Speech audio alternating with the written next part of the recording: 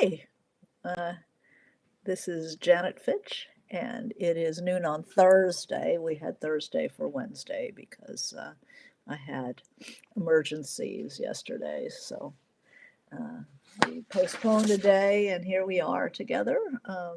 This is Writing Wednesday, where I answer your writing questions, philosoph- philosophical questions, craft questions, you know, business questions, all kinds of everything writing goes on here. And so every noon on Wednesday normally. And if you have questions for me today, put them in the chat and I am happy to answer them for you. And if you have, hi Meredith, and if you have questions for me between times, write to me through my website, Janet Fitch Writes, and I am happy to answer your writing questions. I can even make a whole Writing Wednesday around your question. So please send me questions. I love them. And if you are not subscribed, go ahead and subscribe to my station. It really helps me, encourage me to keep doing this. So I thank you for that. And so today's question was from Tony. So Tony, if you're here today, um, she writes, first, I want to thank you for your YouTube channel. Thank you. And giving me the opportunity to ask a question, of course. I recently discovered white oleander, really enjoyed it. Thank you. Uh, eh, Lots of praise for my books, which is nice. Nobody ever gets too old for that. And I was even more impressed and inspired when I learned you were not an English major in college, and neither was I. I learned to write via craft books, YouTube, and reading high quality books. So the same way I learned, and then taking extension classes, and finally finding a mentor and doing summer conferences like the one at Community of Writers, where I continue to teach, and will be this summer, by the way. I understand. Oh, here's a question. Okay, here's the question. I understand and agree with the importance of conflict. But what about scenes that show characters bonding or enjoying happy moments? What is the best way to handle those and keep them interesting? Is it ever okay to have breaks from conflict, highs to counter the lows? Or should conflict in some form be in every scene, even in the happier moments? For example, in my current story, there is a scene where my protagonist's mother gives her a dress that belonged to her grandmother. This is an important scene because I'm later going to destroy the dress. Writers always do this. um, but the gift scene itself is supposed to be more heartwarming, or is that just boring? Haha. Thanks for any advice, Tony. Okay, so this is a wonderful question. Do happy scenes need to have conflict? Um, they need, we call it conflict. Um, they need to have some sort of um, element that destabilizes them. So you can call it conflict. That's what it's normally called, but you don't have to think of it that way. They need movement. And what conflict does is it provides the movement to the scene and the drive into the next scene. So a beautiful corpse is still a corpse. It's just not moving. Um, and conflict makes the scene move. Um, so it can be discovering, hi Jeffrey, good to see you. It's good to, it's a good question to say, do we need to have conflict in every scene?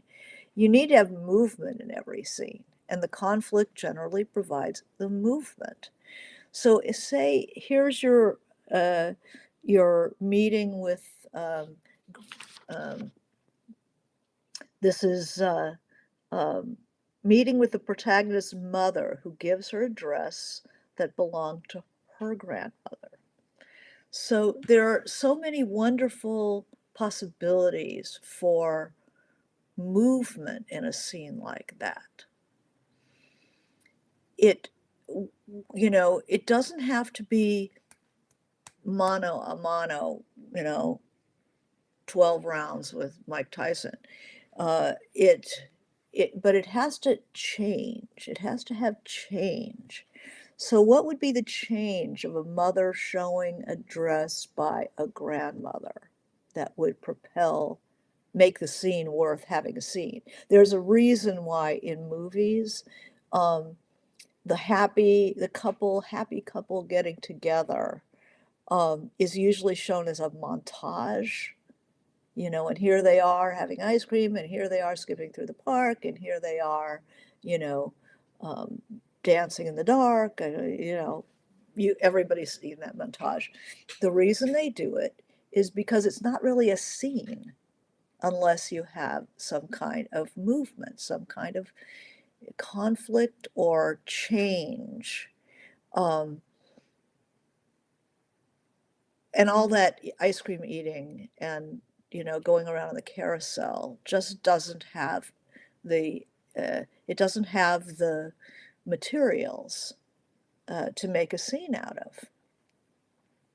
So say a movie like a Breakfast at Tiffany's, to pick a movie that has a love story in it.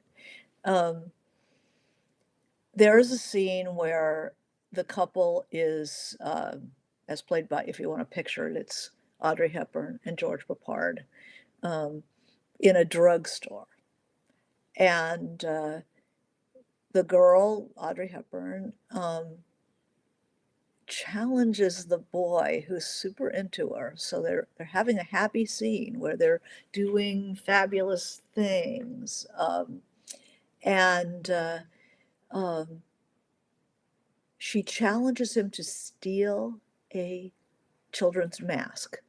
So, she has one that's a cat, and he has one that's the droopy dog, which is um, nice little metaphor for the two of them. Um, she's going to teach him to kind of break free. It's one of those kind of stories.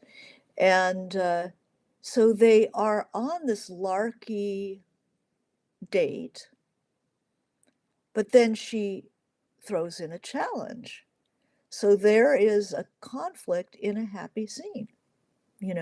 Can he do the thing that's unlike him and to rise to her expectations that he's going to be more fun than that? Um, and of course he does, and they go running out into the street, haha. So the emotional tone has changed. It's gone from this we're all grown-ups here having our date, and it's going nicely, but it's going as this guy is expecting it to go. And then there's a challenge. So there's a turn. It's like, oh, you're challenging me to do something that I'm not uh, excited about doing, as I'm afraid to do it. And then I take a leap, and then I go running out. So the emotional tone has risen tremendously once, the shock of being challenged, and then the daring the leap to grab that challenge, and the exhilaration of that. So there has been a change, and there's a change in the character too, because he's gone from somebody who would never do that at the beginning of the scene to someone who, because of this crazy girl, is doing stuff that surprises him, and lets her more into his life, and vice versa. So let's take the grandmother scene, the mother and daughter wedding dress, or is it a wedding dress? A dress that belonged to her grandmother. What it would depend, you set it up if the mother and the daughter have had problems in the past. and the mother surprises the daughter. If that production of that dress is a surprise and an offer, like a peace offering, or um, maybe it's the grandmother had been kind of an adventurous person, and the girl maybe is a very stuck in the mud type of person. Um, the mother giving that dress to the daughter and telling her the story. Hi, Hope. And Princess D2E, nice to see you. What if when the mother offers the dress and tells the story of the dress, it's something that she's trying to convey to the daughter, that you need like a little bit more of this in your life. Um, and then whether the daughter is going to accept the dress or not then becomes a turn. You're looking for the turn, you're looking for the change of mood. So a character in a happy scene surprising another character is very useful. And, if the dress means something, or for example, mother, if say the dress is a wedding dress. I know this isn't necessarily your story, but it's a good, way to portray this. Say the dress is a wedding dress, and say the girl is marrying somebody that the mother does not approve of. Let's say for good reason. Let's say the daughter is marrying some guy who's got is not what he seems, and or it's out of the mother's wheelhouse, and we've gotten to the point where the mother, the daughter wants the mother to accept that boy or that man for whoever he is, meaning accept me for who I am, that I'm not you. I'm going to marry this guy. And for the mother then to pull out the grandmother's wedding dress and give it to the girl is to say, I don't approve of this guy. I don't like him. I don't like the idea of marrying him, but I'm accepting now that you are who you are, and I am going to give you this dress. Then you're getting some emotional movement in the scene.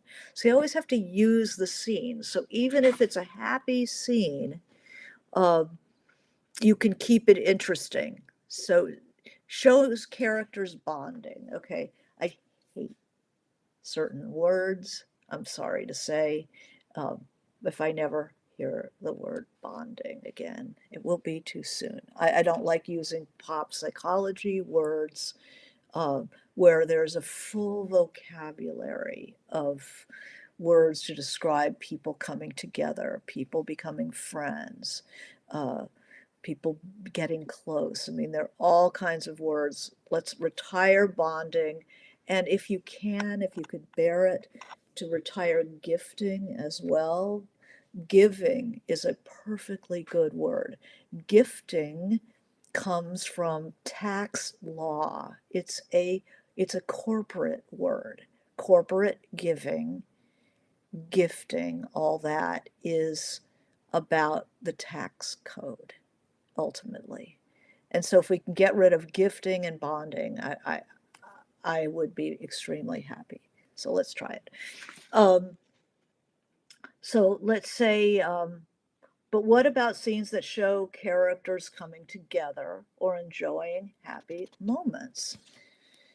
Um, you can always have surprise in a scene like that, emotional change. So if it's a happy moment, we're if it's a picnic, um, you can have, you're getting ready for the picnic, you get a bag, and you're throwing in the Doritos and the bean dip and a can of bean dip, and maybe one of those Lunchable type of pre-wrapped, snack food, and you throw it in there, and you go to the picnic, and the person you're meeting or the group that you're with, um, starts to, like, they have hampers, and like the beautiful bread comes out and the cheese and a little table and olives and, the way the Europeans do it.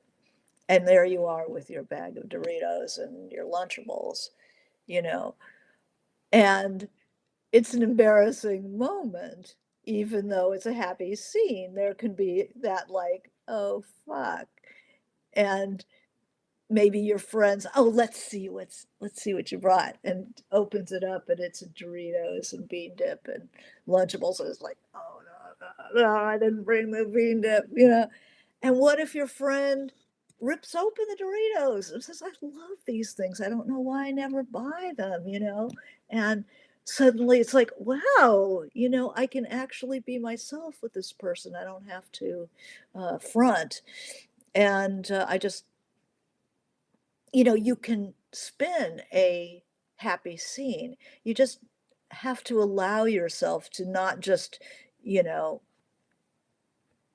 it's not just lathering yourself with whipped cream. That's what's boring. You have to allow a little bit of vinegar or a little bit of jalapeno, or you have to allow a surprise and a where the intent or the expectations of the characters um, are met with a completely different scenario. You have to twist it in some way, and then you can have your happy scene and um, and keep it interesting so the reader doesn't know what's going to happen because somebody just threw a curveball. So that's a good way to handle it. Uh, Characters coming together. It's the surprise element. You're telling it, normally stories are being told from one person's point of view. Um, so whenever you upset what the character was expecting to happen, it's always that little bump in the road that once it sorts itself out in one way or the other, they get closer. I mean, that can certainly be um, an element of a gathering friendship. Two girls are sitting up late at camp, in their tent, and they're talking and, you know, making their lanyards or whatever they're doing. And somebody says something about themselves that they didn't, that's like way off. It's like I have three parents. They're in a throuple. I never heard, a what? Three? Okay. So we're bonding, we're definitely getting to be friends. And what does it mean that this person is so different from you? Can you still be friends? They're still making a lanyard just like you, but the world is changed now. You know, you're living in a world where kids can have three parents at home that live together. Wow. So there's always, even when people are coming together, there's curveballs all the time. Um,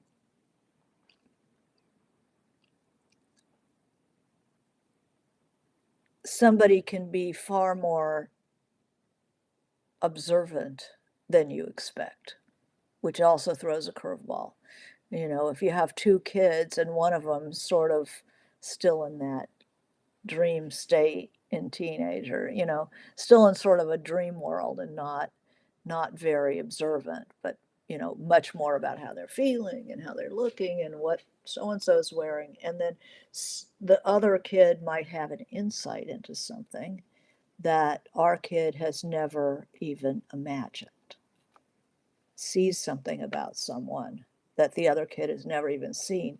So it's not only are they learning something new about the world, but they're learning something new about this friend, that they see things that other people don't see, that they certainly wouldn't have seen. So that offers a reason for the scene and a change in the tone. And then, and that actually they get closer. They can either get thrown out or they can come closer because of that. So Meredith says, if I'm watching a film that's a drama or suspense, and there's a scene where everybody's happy or something great happens, it's a good clue that something terrible is about to happen. And that's the writer's need. That's the need of story. My husband is a writer, and he has a theory of story. There's three parts, three needs in a story. There's the need, the character's need. There's the, what is it? The character's need, the need of the, he's not here. I would be able to ask him. Um, and then there's the need of the story, or the writer, what the writer needs from the story versus what the character needs. And sometimes it's a bit of a dance. Sometimes in life, the character would have just said, screw you, and walked off and never returned. But the writer needs them to return. So it's a dance between what the character needs, maybe what the scene needs and what the writer needs. But usually the writer and the scene, that's the same thing. And it's negotiation. You can't avoid what the story needs. But you have to take into consideration what the character wants and needs. So it goes back and forth. Yeah, so if every time something good happens, something bad is about to happen, you even have to challenge that a little bit. You can give them a good respite in happy scenes that have maybe a little bit of a upset involved. I know I hate to use my work as example, but it because I don't do any prep for this. I think there's a sequence of scenes of um, a summer in the country. My character in The Revolution of Marina M is kind of set into the country to get her away from this guy. And there's a series of scenes of really contentment and charm about this place and memories about this place. But there's always either a challenge or a surprise, a change that she hadn't noticed that kind of ruffles her. So nothing bad happens, but yeah, it's like a long summer before the revolution. Um, and you modulate because there can be different kinds of happy moments, and they can have little conflicts inherent in the scene that may presage other things happening. If you ever been in a happy scene yourself and then thought, this is going to go away. I can't, this is not going to last. This might be our last, this is my last summer. I had a little tiny short, I do, tell you to do those shorts, 2 pages, double spaced, using a word that as a prompt. And I have one called The Last Pepper Tree Summer. And it's a girl in the valley in LA, which used to be country when I was a kid, the valley, San Fernando Valley. And there were girls who would ride around their horses bareback or with sheepskin pads and just wander around on these shoulderless roads.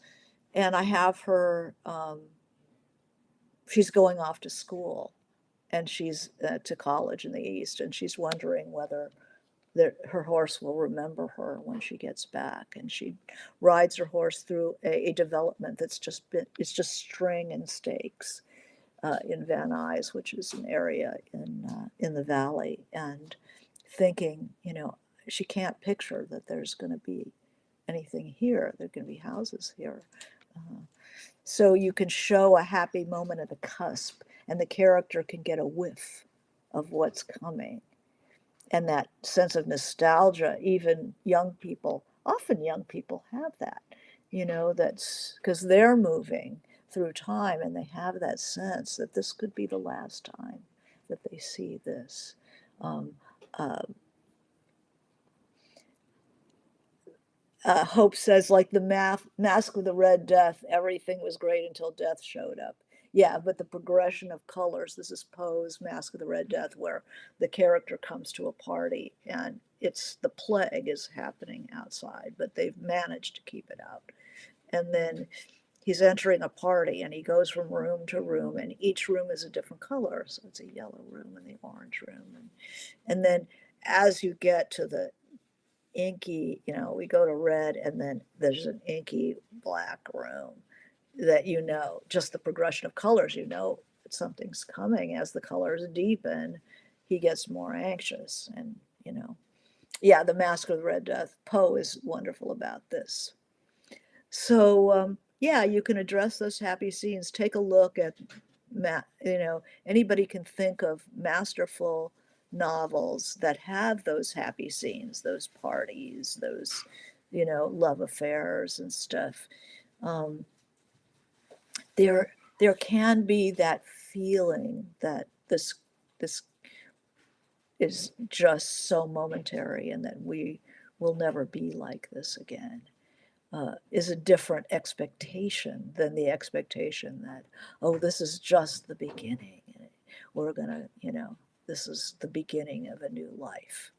Um, People who have that sense that this is a moment that is passing gives a dimensionality to those scenes. Let's see, how are we doing? So this has a Princess D2E asks, how do you know when it's time to shelve a novel during the first draft? I'm not sure if the story isn't just right or my process is wrong or I'm just no longer interested in the story anymore. It's going to happen, that your interest in the story, your commitment to the story can rise and fall. Um, if it happens in the first draft, I would just jump to some part of it that interests you and write about that. Um, I usually will the time that I've had a novel was when I kept writing and writing and writing and nothing came together. Nothing, a novel has to coalesce, and it just wasn't. I was producing pages that just weren't coalescing, and I spent 3 years doing that. I had to set that novel aside. But on a first draft, if you are losing interest in it, then definitely shelve it and go on to something else. If you have a pattern of starting something and shelving it, then you have to look at that as a separate issue. So Hope asks, these streams are helpful. I'm writing historical fiction short story to enter in a contest and want to win that $1,000. Well, good. I hope you do. I hope you do. So let's see, something that is, what are books that you like that have like certain scenes, really good scenes? You can use a happy scene to do business in the middle of it. It's just like in a movie when lovers are in bed and then they can talk about anything. So they don't have to talk about, what goes where. I have seen in a happy scene in Chimes of the Lost Cathedral, the Russian second book, where she is in bed with her lover, and they've already done the deed, and they're very comfortable. And he's showing her a map of the Civil War because he works for the railroad, and they had the telegraph. So all the censorship that was going on in the rest of the country, the railroad men knew what was actually happening. They knew the troop movements. They knew where the battles were happening because they had to let the trains know what they were going to expect on their line. Um, and so it was a comfortable, loving scene, but I was able to talk a lot about the Russian Civil War using the scene. So you can use a happy scene to do business, whereas often a conflict-filled scene um, doesn't, you don't have time to unfold a lot of information. So you can use those happy times uh, to best advantage. Um, Hope says, to the lighthouse. I remember flowers and a party and happiness. Yeah. And there were characters, especially the mother in that book, To the Lighthouse, who has very, very interesting and acute observations of people and their social relationships. So there can be a fun party, and then Mrs. Ramsey can notice something. Her emotions change a lot in these scenes too. To the Lighthouse. Read it with a pen in your hand and notice the shifts of emotion where maybe she likes someone, she dislikes somebody at the beginning of the scene, and she sort of, something happens, she sort of feels sorry for them, and then she starts to like them more, and then they do something else that cancels that out. It's like, no, I was right to begin with. I don't like this guy. um, so yeah, you can have the emotions move, the characters' feelings can move through a happy scene and change. So Meredith says, I just reread Rebecca, and the part where the second Mrs. De Winter realizes Maxime loves her more than he loved Rebecca is such a flood of relief. And then it's cut short. So Rebecca by Daphne du Maurier, a wonderful book if you like that kind of thing, which I do, very romantic, mysterious kind of thing. I love a book like that. Hope says, yeah, I love Rebecca. So yeah, it changes her expectation of her husband. Oh, he really loves me more. And then something happens like, oh, he does not.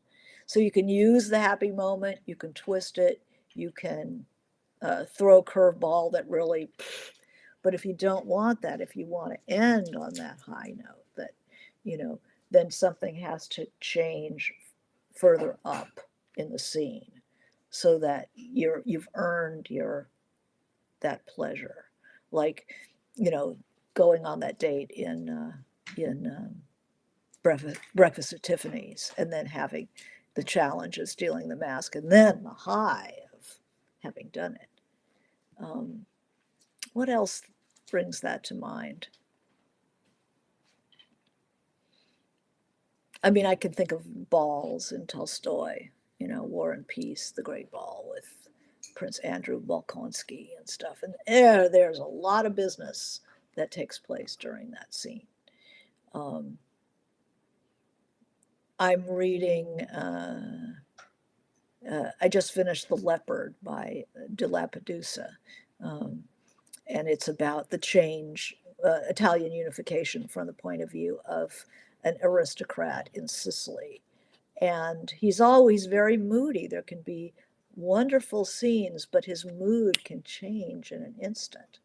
Um, so it doesn't have to stay a happy, it doesn't start and end a happy on the same emotional note. You have to change it to get some gas in the tank. Um, let's see, good happy scenes in stories. Early on in Gone with the Wind, there's certainly parties and happy scenes in that, which then get turned by the impulsivity of the protagonist. She's the one who tweaks people and messes things up.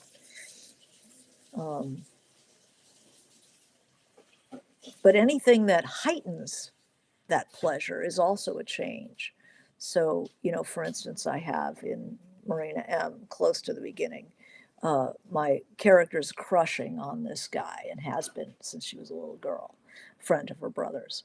And she's excited, but she's kind of testy because she doesn't know how to be attractive or glamorous. So she thinks being insulting is the way to go, and ends up in a closet with him And it's just like, oh my God, this something I've always wanted is about to happen, and how freaked out she is.